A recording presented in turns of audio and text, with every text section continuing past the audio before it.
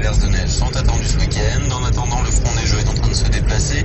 9 départements du centre-ouest de la France ont été placés en vigilance météo orange et le Centre national d'information routière a lancé un appel à la vigilance pour ceux qui prennent la route. Autre conséquence du froid à Lyon, la préfecture lance ses premières mesures d'urgence pour les sans-abri. Le gymnase Bellecombe dans le 6e arrondissement va ouvrir ce soir pour être transformé en centre d'hébergement d'urgence. L'actualité en France, c'est cette prise d'otage à la communauté d'agglomération d'Orléans dans le Loiret. La prise d'otage en ce moment, un homme armé d'un fusil a fait irruption dans les locaux de la communauté d'agglomération en début d'après-midi tout à l'heure. Il a pris en otage un agent. On ne sait pas encore ce qui l'a motivé. L'unité d'élite du RAID est appelée en renfort. Elle est arrivée sur place un peu avant 15h tout à l'heure. Le quartier est toujours bouclé par les forces de l'ordre. L'actu, c'est aussi le drame des enfants oubliés dans les voitures. Une mère de famille de 37 ans comparaît aujourd'hui devant le tribunal de Créteil.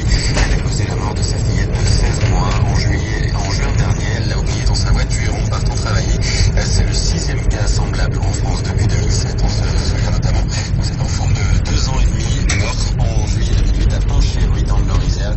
Son père avait été condamné à 8 mois de prison avec sursis. À retenir également la mise en examen de 3 personnes à Grenoble après un meurtre en pleine rue. Ça s'est passé en 2007. Selon la police, il pourrait s'agir d'un règlement de compte entre trafiquants de drogue. 3 hommes ont été mis en examen hier soir pour meurtre aggravé. 2 d'entre eux ont été placés en détention provisoire. Le 3e a été relâché mais placé sous contrôle judiciaire.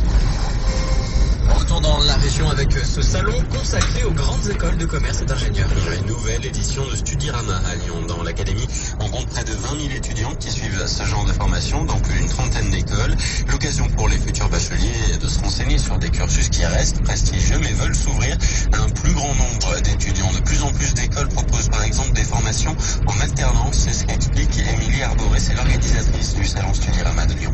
Les grandes écoles aussi, aujourd'hui, développent leur cursus en alternance, ce qui permet à la fois pour le jeune peut-être d'accéder plus facilement à une formation qui a des coûts souvent élevés, et puis ça permet d'avoir un pied en entreprise. Et c'est vrai que c'était peut-être un petit peu ce qu'on reprochait aux grandes écoles, c'est-à-dire d'avoir un diplôme intéressant, important, qui était très reconnu sur le marché de l'emploi, mais avec peut-être une faiblesse au niveau de l'expérience professionnelle. Et ça dit, voilà, les grandes écoles aujourd'hui, elles proposent aussi des formations qui permettent d'avoir un cursus, enfin une insertion professionnelle avant d'atterrir sur le marché de l'emploi.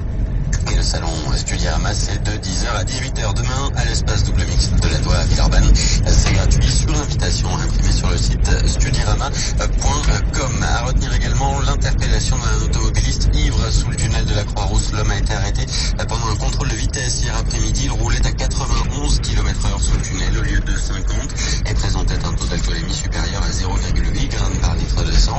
De plus, il était sous le coup d'une annulation de permis de conduire. Et puis, c'est l'un des plus grands congrès de chirurgie gynécologique de France qui se tient à Lyon encore aujourd'hui. Depuis hier, 350 chirurgiens du monde entier sont présents à la Cité internationale pour les journées Daniel d'Argent. Les interventions sont réalisées à l'hôpital Femme-Mère-Enfant de Bron et à Lyon Sud. Elles sont notamment retransmises en direct dans la salle de congrès sur un mur d'images ainsi qu'à Alexandrie en Égypte. On passe au sport avec ce nouveau coup dur pour l'Asvel. C'est du basket frappé par un deuil familial. Matt Walsh s'est envolé ce matin pour les États-Unis. Ne jouera pas ce soir du coup contre Poitiers. Match à 20h à l'Astrobal pour le compte de la 8e journée de Pro A. Notez que la Combe et Tilly sont blessés, donc incertains.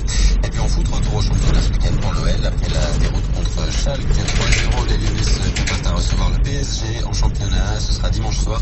Ils s'entraînent cet après-midi à partir de 16h30. En attendant, il est 16h passé de 5 minutes sur Radio Scoop.